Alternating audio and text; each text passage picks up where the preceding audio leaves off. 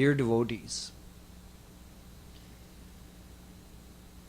for the last couple of days, I've been taking you towards the understanding of what the true meaning of Dharm is. So we defined Dharm as that which is worthy of adopting by following a certain set of principles, thoughts, actions, and practices. You get a certain benefit. So Dharm is a set of guidelines that leads us towards Abhyudaya and Nishreyas. Abhyudaya means well-being in this life, and Nishreyas means divine happiness, ultimate, eternal happiness. Since we are a dual personality, our true self being the divine soul, and our temporary, not really true self being the body, but nonetheless we have both. Our true self inhabits this body. So we have two parts to our personality. And these two benefits of Dharm relate to our dual personality. The absolute happiness relates to our soul, and the temporary well-being in this world relates to our body. So actually, Dharm is split into two categories. One is called Paradharm, meaning the supreme Dharm that takes us to God and results in divine happiness. And Aparadharm, which means like a preparatory Dharm or a preliminary Dharm. That Dharm establishes a set of rules to live by in this world so that we'll have well-being, peace of mind, and harmony in the family and in the society. So in Hindi we can say Aparadharm इस संसार को चलाने के लिए है और परधर्म भगवान को पाने के लिए है. दो धर्म हैं क्योंकि हम दो और हमारे दो. शरीर का कौन है? संसार है, क्योंकि शरीर भी मायक है और संसार भी मायक है. तो शरीर की जितनी ज़रूरत सामान है वो सब संसार से मिलता है. और आत्मा क्या चाहता है? वो तो परमानंद चाहता है और वो तो भगवान से ही मिलेगा. तो आत्मा का कौन है? परमात्मा. और शरीर का कौन है? संसार. So we've understood that we have these two types of dharma, and both together, aparadharma and the paradharma together, both are eternal guidelines for the souls. So it is called Sanatan Dharma. This Sanatan Dharma is God's grace. Although He didn't create Sanatan Dharma, because Sanatan Dharma is also eternal, just like we are and God is. But it is His grace that He produces that Dharma in the world, because without those guidelines, we would have no idea how to progress on the path towards God, or even what is the right way to live in this world. So God manifests Sanatan Dharma in this world through the Vedas, Puranas, and other scriptures, which are also eternal scriptures. He maintains them through avatars like Vedavyasji and other great saints like Jagadgurus. And He reproduces them anytime they disappear from this world. Just like currently, although there are 100,000 mantras originally in the four Ved, nowadays you can only find in published written form 20,000 mantras. That doesn't mean that 80,000 mantras are lost forever. It just means currently they're not available. when required, through some saint or rishi or through Vedavyas, Bhagwan will again make those available whenever they're required. For now, in Kali Yuga, whatever we have is more than enough for us. So, up till this point, we've understood basically what Dharm is, why it is so important, and what is the greatness of Sanatan Dharm, how it is here as a universal guidance for all souls to move towards goodness and to attain God. So this brings us to a couple of contradictory statements which I mentioned previously, which we have to resolve the confusion that may arise from these statements.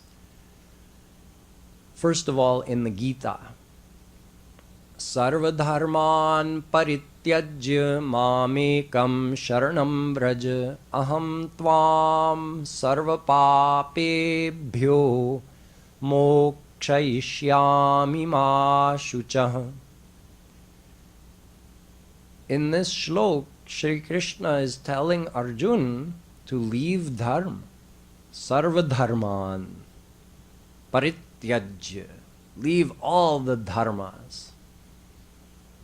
So this seems to be, it doesn't seem to make much sense. He does this srishti, he goes through all the process of revealing Vedas and other scriptures through Brahma and the rishis in order to manifest this dharma in the world so that souls have the guidance. And here he is at the end of the Gita, his final teaching to Arjun is leave all the dharma. And in the Bhagwatam also he says, dharman santyajya, leave all the dharmas. Dharman santyajya yah sarvan mam bhajet sacha sattamah. The one who does that is the best devotee. So why is God saying this? In fact, if we look at some of the leelas from the time of Bhagwan Ram, his avatar, and from the time of Shri Krishna's avatar, we also find great divine personalities defying the laws of Dharma, which can also create confusion. See, Ram told, first of all, Lakshman. Who is Lakshman? Lakshman is another form of Ram himself. He told Lakshman, you stay here with father. He's going to have difficulty managing the kingdom now. He'll be in so much grief since I've gone to the jungle. He's elderly. Stay here and take care of him. Help him take care of the kingdom. Lakshmana said, Guru pitu matu na janau kau. Pita kaun? You're my pita. He defied Ram's order and defied the guidance of Dharma that tells us Matri Devo Bhava, Pitri Devo Bhava. Take care of your parents. Listen to what they say. Treat them as God themselves. He ignored that. Lakshman completely ignored that and said, no, you're my father. You're my guru. You're my mother. You're my everything. I'm going with you. Sita ji did something very similar. Ram said, no, you stay here. Look after your mother-in-laws. Take care of things over here. It will be very difficult in the jungle. Sita also said, nope. If you don't take me with you, when you come back, you won't find me alive. I can't live without you.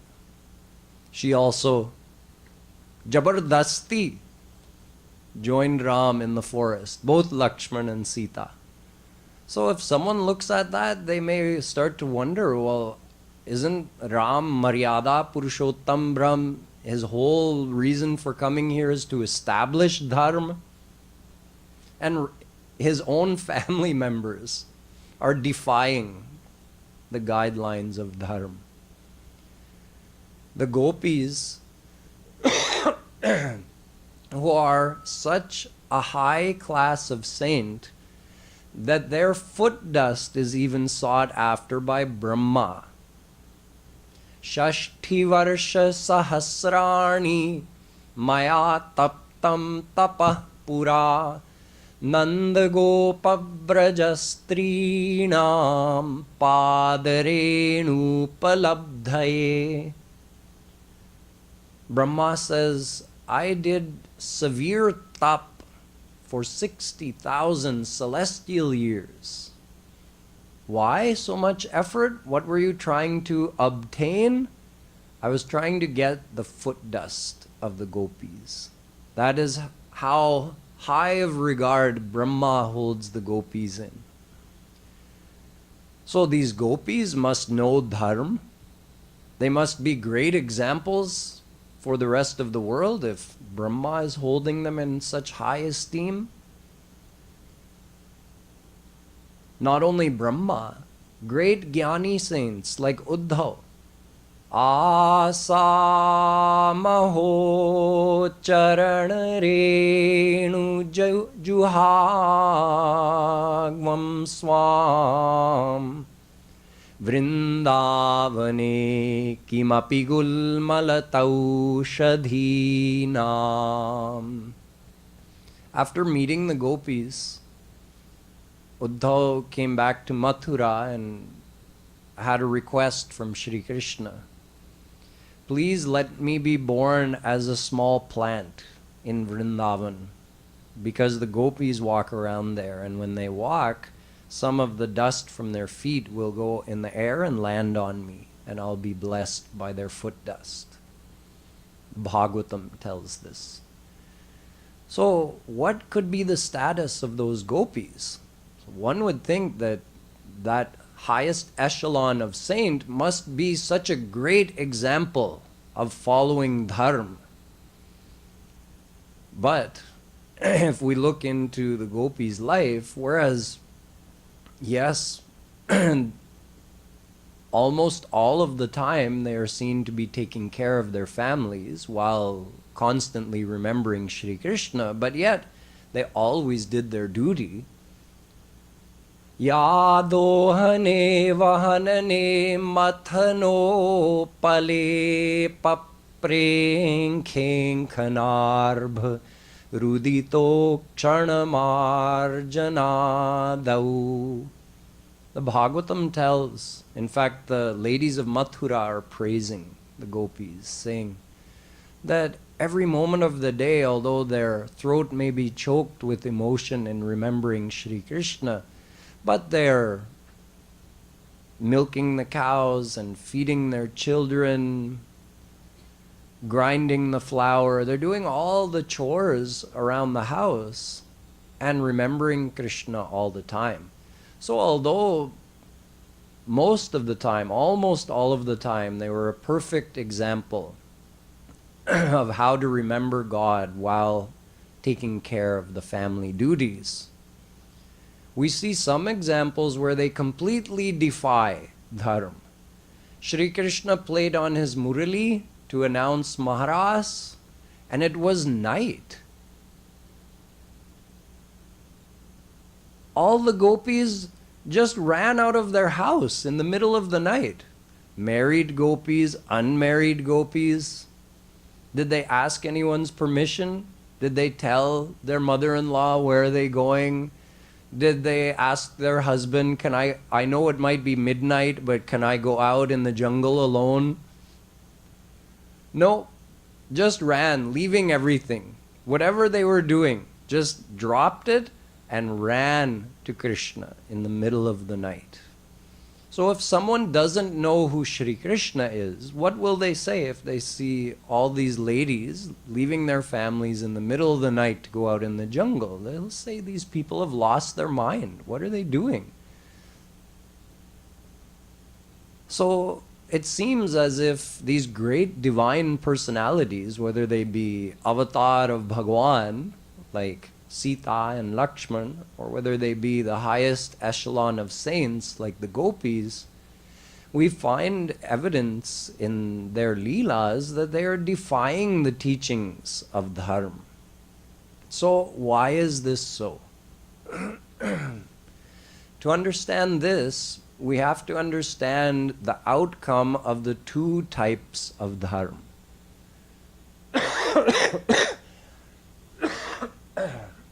And the interrelationship between those two types of Dharm. In other words, what does aparadharm give you? And what does paradharm give you? And how are the two related if you're trying to practice both? Aparadharm, these are all the guidelines for how to live in the world. Specifically, the highest goal that aparadharm could give you is entrance to Swarg.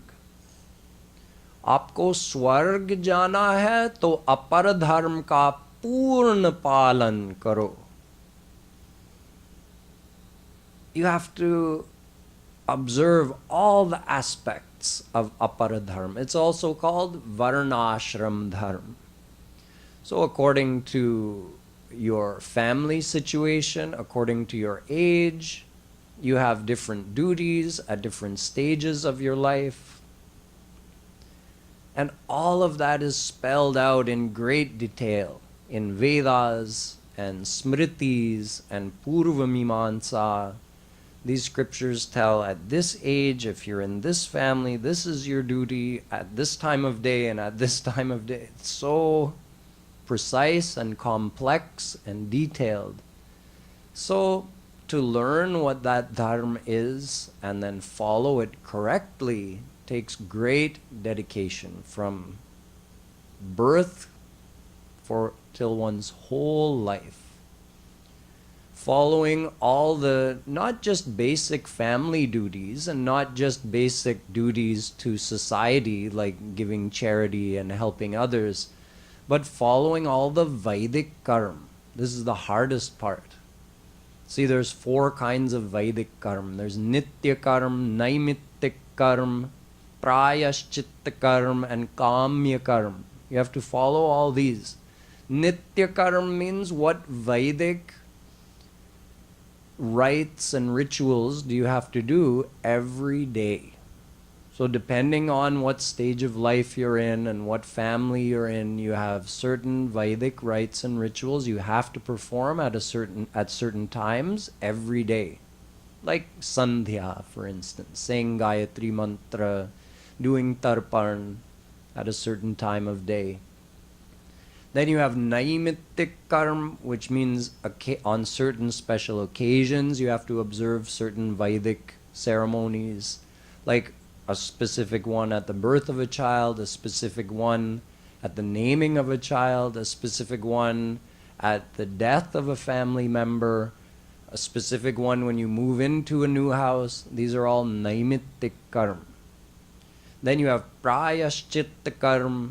So if you've done any sin in this life and you're aware of it and you want to take care of that, clean that up now, then you follow some Prayashchit karma as recommended by Vedas for a specific sin. You have to do this kind of devotion, this kind of Vedic ceremony, this kind of charity.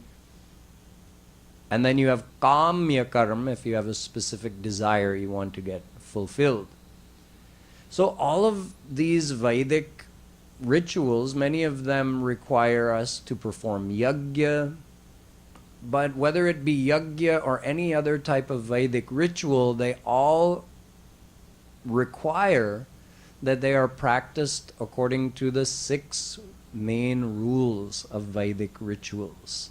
So they have to be done at the exact right time according to the Jyotish. They have to be performed by you get a proper Pandit to perform these for you. So the Pandit also has to be not only qualified but pure of mind and motivation. You, the one getting the ritual performed, also have to follow certain rules during the time that the rituals are being performed. The materials, the dravya that you're using, that also has to be acquired according to your dharma, with money that you earned only according to what's allowed according to your specific dharma. In addition to that, the pronunciation of the Vedic mantras used in each specific ritual has to be precise, exactly correct. If there's even one mistake in intonation, never mind the pronunciation of the akshar, but where the intonation is given, like where the stress is given on what syllable, if that's not correct, then all of your efforts go for nothing. So we have all of these rules that have to be followed in the performance of this varnashram dharma. And if someone is able to accomplish all of that for their whole life, what do they get? They don't get nishreyas. That doesn't give the ultimate divine happiness. It doesn't give freedom from Maya, and it doesn't give God realization. What does it give? Swarg. At most, swarg. So, in fact, our Vedas tell us that if you think by just following the aparadharma, in other words, observing family duties, doing charity in the society, and observing all these Vedic requirements for the daily and occasional rituals, even if you do all of that, but you think that by doing this I'm going to get the ultimate thing, then you're a fool. Ishtapurtam manyamana varishtham nanyat shreyo vedayante pramudha na kasya pristhete sukrite nubhutvemam lokam hinataram va vishanti.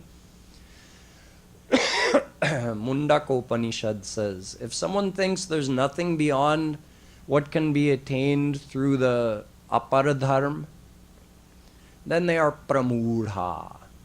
They are the ultimate fool, because they're doing so much effort thinking that they're going to attain the ultimate thing, but they're not. They'll get a temporary stay in Swarg.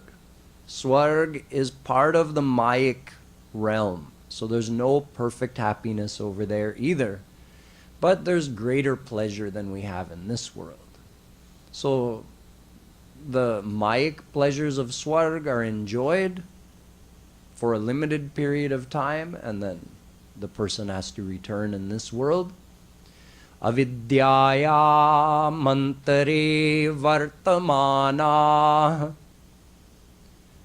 If someone thinks, again, that these Vedic rituals and merely the observance of our physical dharma in the world is going to give ultimate happiness, then they are very foolish. Avidyaya mantare vartamana swayam dhira panditam manyamana dandramyamana paryanti mudha andhe naiva niyamana yathandha. Kathopanishad. Those who preach to follow all of this as a means of attaining divine happiness, they are themselves blind, and the ones who are following them are also blind, so it's a case of the blind leading the blind. Adyantavanta evaisham loka karma vinirmita dukkho darkastamo nishtha chudrananda shucharpita. The Bhagwatam also says that all of these observances of aparadharma, the phal, the outcome they give is adyantavant. It has adi and ant. It has a beginning and an end. So you don't get eternal happiness from following aparadharma. And dukkho darkastamo nishtha. Even over there in Swarg, there's dukh. Imagine. Chudrananda. First of all, that happiness is chudra. It's insignificant as compared to divine happiness. And the worry that this person has more pleasure than I have, even in Swarg, there are different levels, and the fear that one day this is going to end and I'm going to have to go back to having a physical body that gives me so much suffering. Over there in Swarg, at least there's no physical suffering. You have the same mental problems, but at least the physical suffering isn't there. I'm going to have to go back there, and I may hinataram vavishanti, I may be born as a dog or an ant or something, and how much suffering I'll have. So even while enjoying over there in Swarg, there's that worry and fear that, oh, this is going to end one day and I'll have to go back. So there's no perfect happiness in Swarg. Swargahu swalpa anta dukkhadai. Ramayana confirms the very same thing. So we understand the limitations of aparadharma, and this is what we normally call dharm, right? When someone refers to dharm, they're normally just referring to this aparadharma. They're not referring to the paradharma, which means attaching your mind to God for God realization. We don't normally call that as dharma. So we've understood the limitations of that aparadharma, the physical dharma that relates to living in the world. It has its limitations. And it also has its difficulties. That's why Tulsidas Ji said, Kali Yuga Yoga na yagya na jnana, Kali nahi karma na bhagati viveku. Tulsidas Ji says, in Kali Yuga it's not possible to properly follow the path of yoga, the path of jnana, or the path of karma. And he said, even bhagati viveku, it means vaidhi bhakti, because in vaidhi bhakti you have to observe all the rules and regulations of that, all those Vedic karma. So it's simply not possible in Kali Yuga to correctly follow and observe all of those rules. So this is the aparadharma. And what is paradharma? Paradharma, I've told you, is very simple. It means attaching your mind to God. Anytime you are joining your mind with Shri Krishna, you are following paradharma.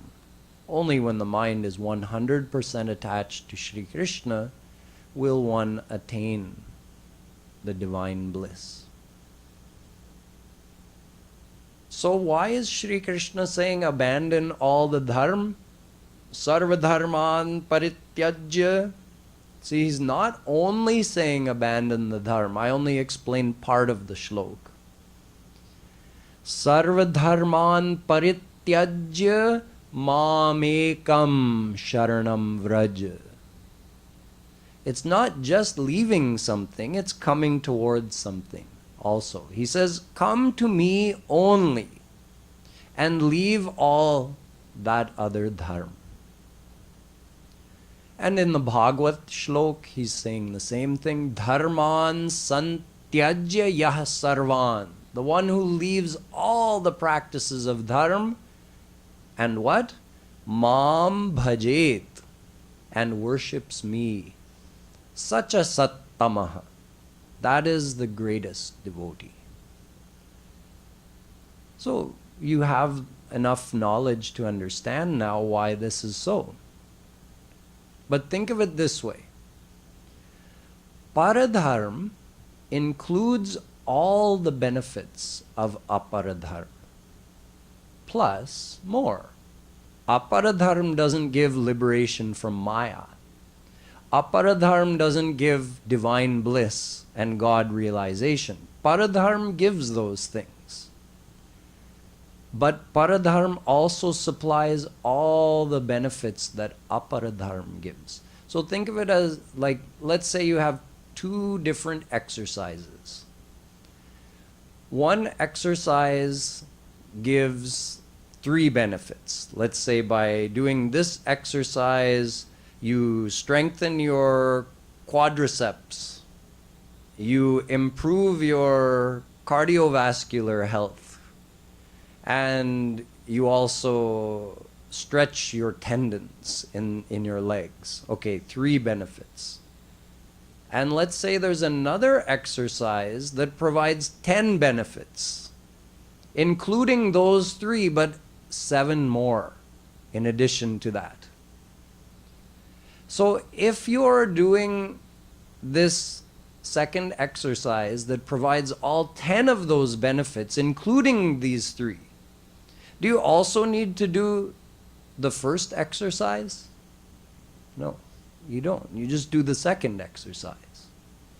In exactly the same way, if someone is practicing only aparadharm, they're getting some benefit from that. It's a good start. But they're not getting the full benefit that's possible. Because if they're only practicing aparadharm, but they're not attaching their mind to God with the goal of God realization, then they're not doing paradharm. So just aparadharm means living a good life according to Vedas, according to Dharm, with the goal of having well-being in this life and having a good destiny in the next life, or even of going to Swarg. So you'll get some benefits, but you're not getting all the benefits. If you practice paradharm, what are you getting? You're getting well-being in this life as well. Why?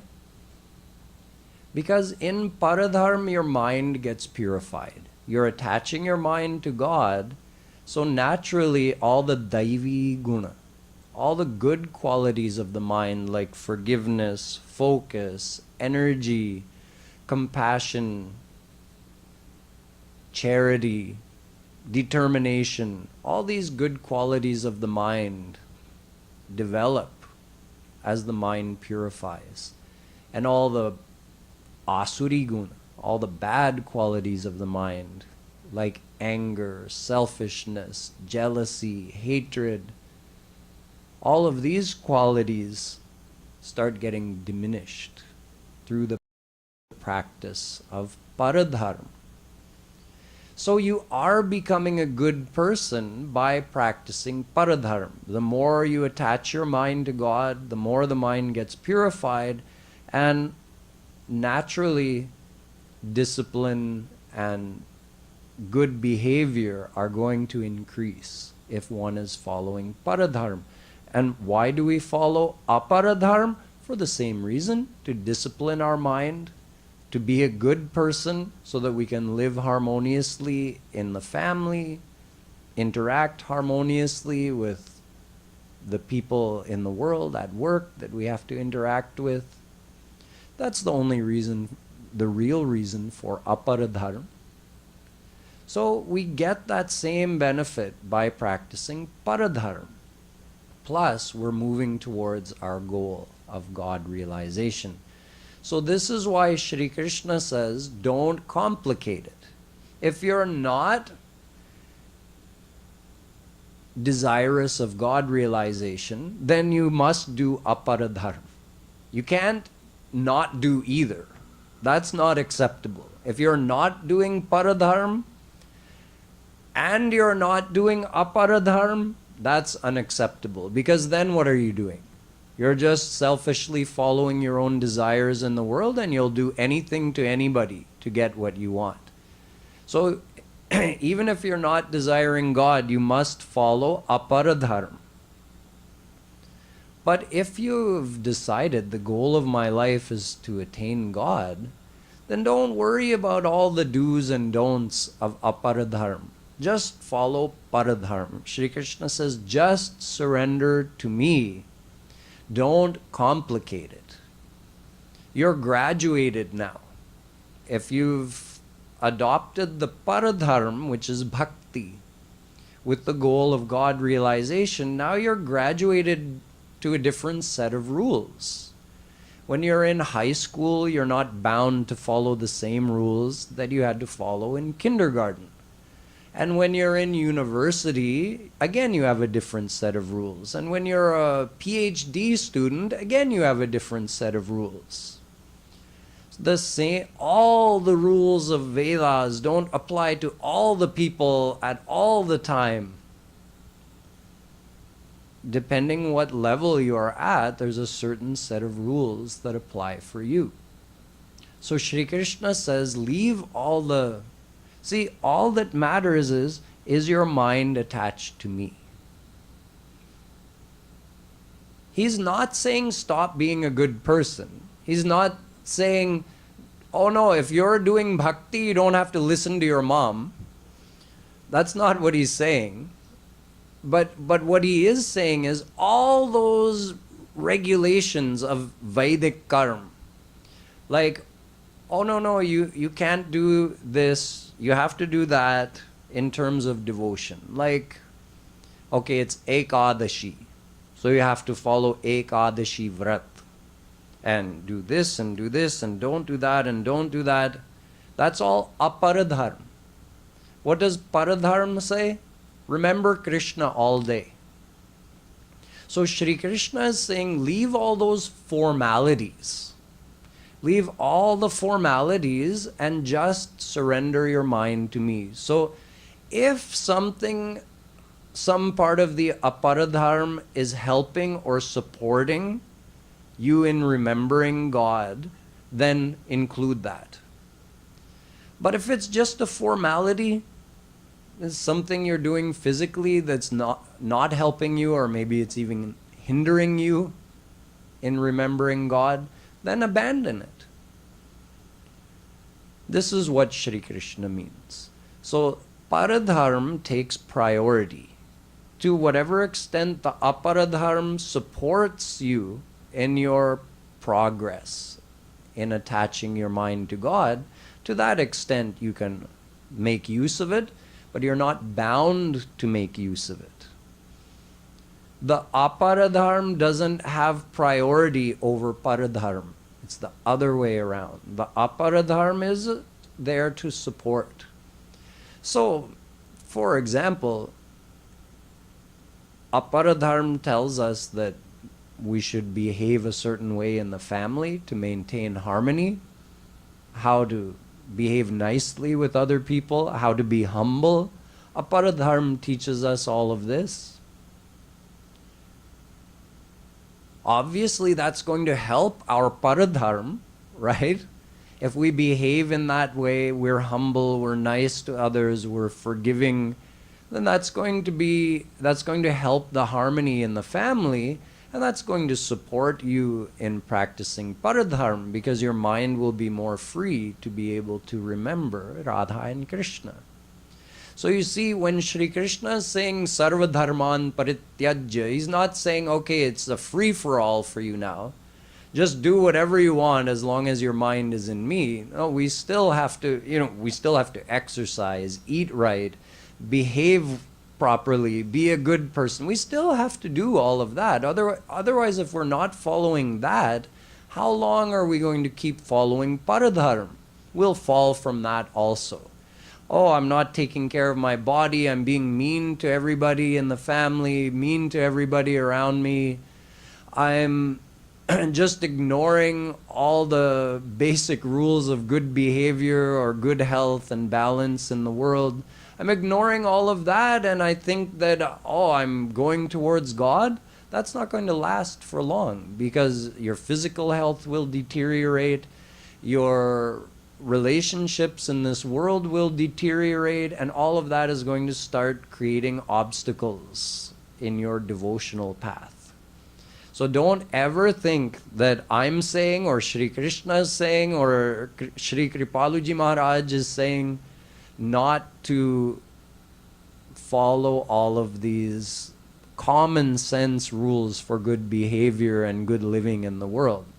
We're not saying to abandon that. But Shri Krishna is saying all of these practices and formalities that are taught in Vedas, abandon that and just come to me. Just do whatever helps increase your love for me, whatever helps you keep your mind in me. Observe this formality or that formality, that's neither here nor there for me. You do whatever you want if it helps you to remember me. So in terms of devotion, if you want to observe this formality or not observe that formality, Shri Krishna says, that's up to you. Mam ekam sharanam vraj. You have to know that surrendering your mind to me is it. Don't be surrendered to this practice or this formality. That's what he's saying. Leave all of that. Don't surrender to those things. Surrender to me. And the one who abandons all the worshipping formalities and just loves me, that is the top devotee. So now that we've gained this knowledge, we have the ability to understand why Sita and Lakshman and the gopis seemingly defied the rules of Dharm, but we'll save the resolution of that story for tomorrow. Boliye Vrindavan Bihari Lal Ki